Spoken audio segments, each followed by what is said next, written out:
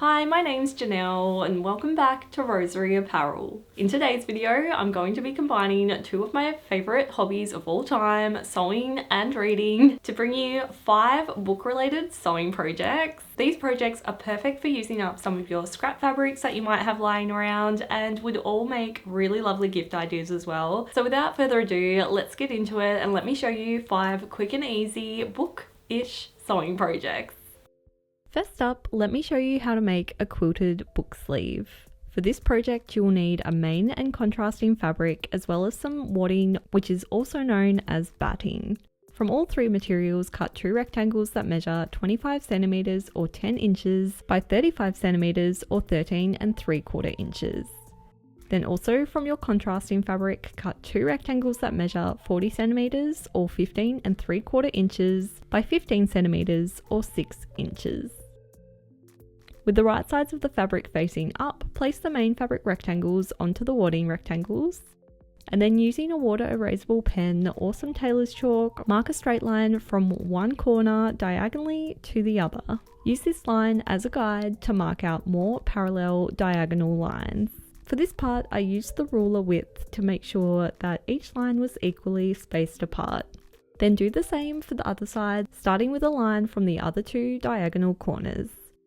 Next, pin the layers together and then stitch along the marked out lines.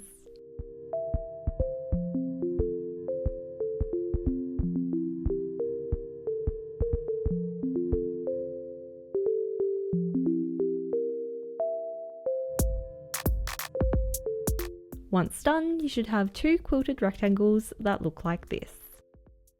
Next, take the smaller rectangles that we cut out earlier and fold and press one of the shorter ends in by about 1 centimeter or half an inch. Then press the rectangle in half lengthways, unfold it, and then press the longer edges up to the center crease. Fold and press it in half once more, and then stitch the folded edges of both rectangles in place like this.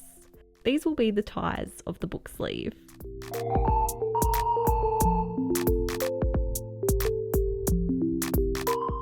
So now we have all of the pieces needed to make up the sleeve. Place the raw edges of the ties along one of the longer edges of the quilted rectangles, and then with the right sides of the fabric facing, place the contrasting rectangle on top. Stitch along the edge that has the tie placed up against it like this, sandwiching the tie in place as you stitched. Do this for the other remaining pieces so that you have 2 matching rectangles that look like this. Next, with right sides together, place the rectangles on top of one another so that the contrasting pieces are together and the quilted pieces are together, and then stitch along the outside edge, leaving a large opening along the contrasting fabric edge like this.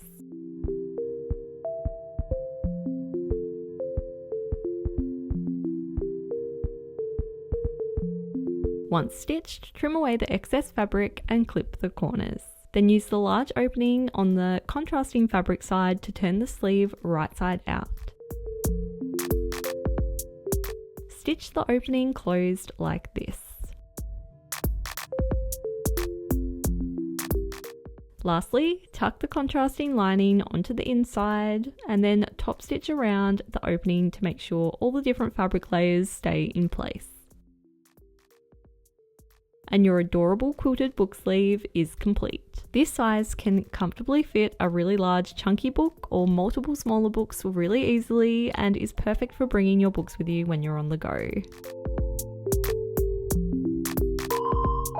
The next project I have to share is a book cover quilt. This project is one that can be completed over a year or so, where every time you finish a book, you make a quilt block inspired by the book cover. This is perfect if you have a big collection of scrap fabrics like I do. Simply pick out some fabric scraps that match the cover of the book that you've just finished reading, and then make a fun quilt block inspired by that cover. I've seen a lot of people making crocheted granny square blankets, where each granny square has been made from colours to match the books that they have been reading, which I also love, but unfortunately I don't have much of a yarn collection, so this is a similar idea, but for quilting instead. For my quilt, I'm using an Ohio Star quilt block that I've shared how to do in a whole separate video, and I'll have that video linked in the description below if you would like to go and check it out. But here are just some of the examples of the quilt blocks I've made so far and their matching book covers.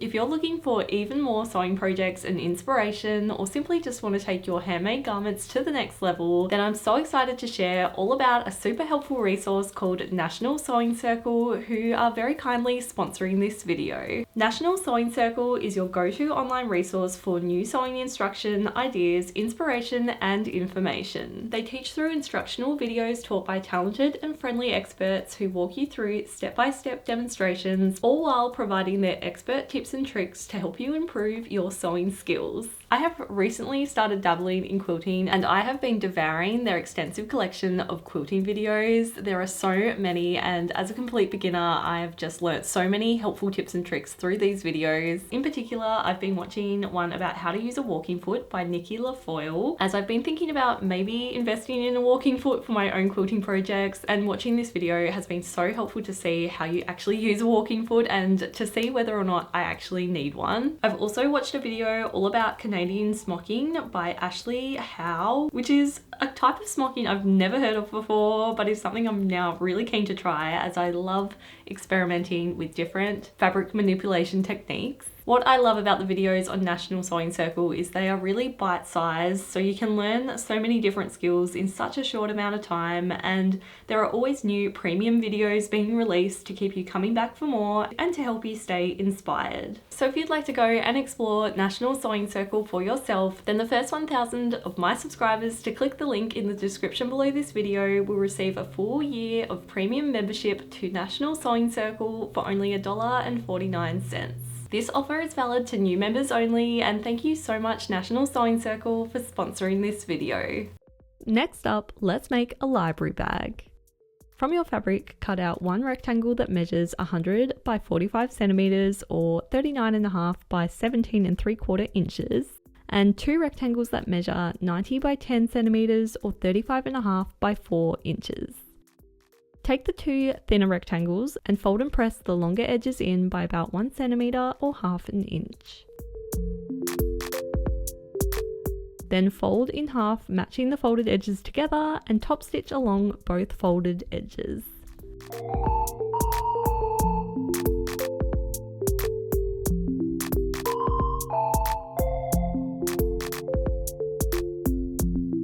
These are going to be the straps of the bag, and we can now pop these away until we need them again later. Next, with right sides together, fold the larger rectangle in half and stitch along the sides like this.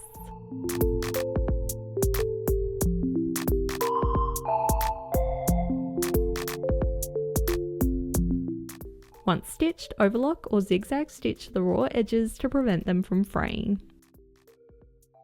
Next, keeping the bag wrong side out, pinch the bottom corners and lay them flat. Then mark a line approximately 6 centimeters or 2.5 inches from the corner point.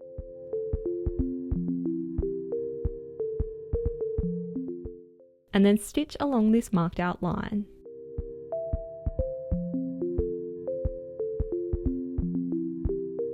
Once stitched, trim away and overlock these corners as well. Then turn the bag right side out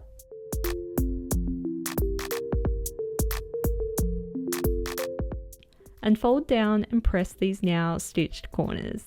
This extra step will give the finished library bag a bit of a boxy shape and will allow you to fit a lot more books inside.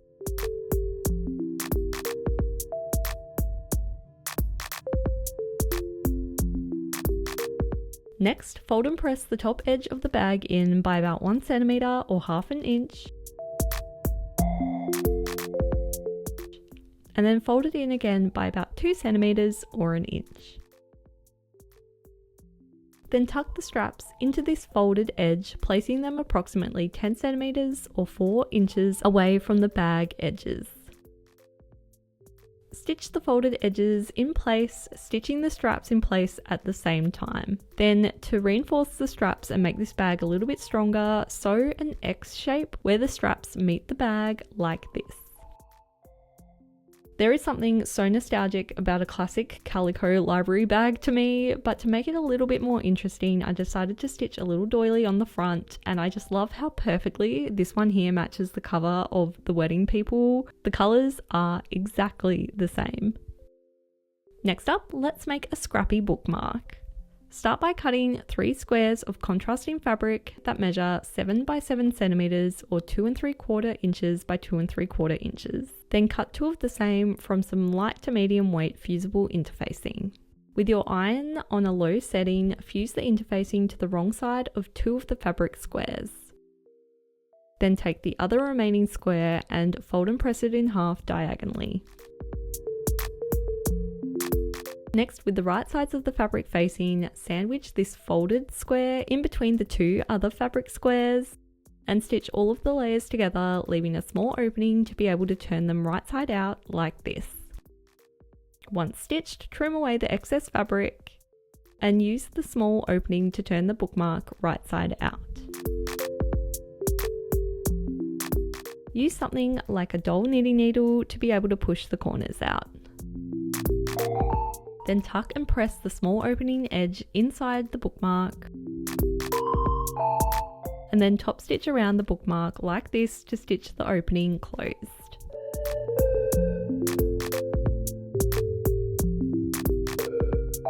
And your cute Scrappy bookmark is complete. Simply slip it onto the corner of whichever page you're up to.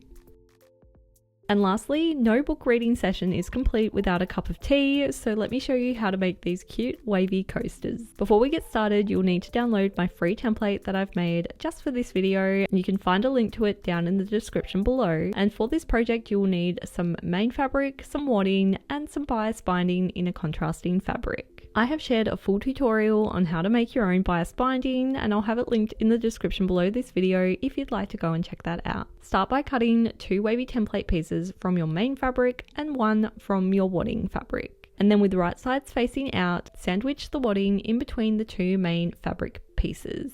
Base stitch the layers of fabric together along the edge like this.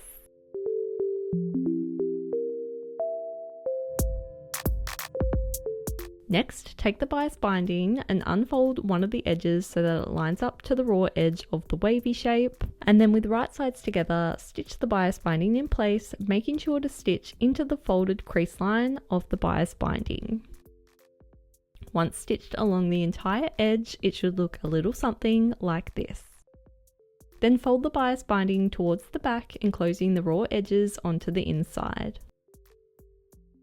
I find using sewing clips for this step is a lot easier than using just regular sewing pins. Then lastly, stitch the folded bias binding in place, stitching as close to the edge as possible while still being able to catch the other side of the bias binding along the back. And your adorable wavy coasters are complete. So I hope you enjoyed this video and that you're now inspired to have a go at making some of these projects for yourself. If you do have a go at making any of the projects I've shared in this video, then I would of course love to see them. So be sure to tag me at Rosery Apparel when you share your photos on your socials. And if you did enjoy this video, it would really mean a lot to me if you could give it a like, and be sure to subscribe to my channel for more sewing related videos just like this one. Thanks so much for watching this video until the very end, and I'll see you in the next one.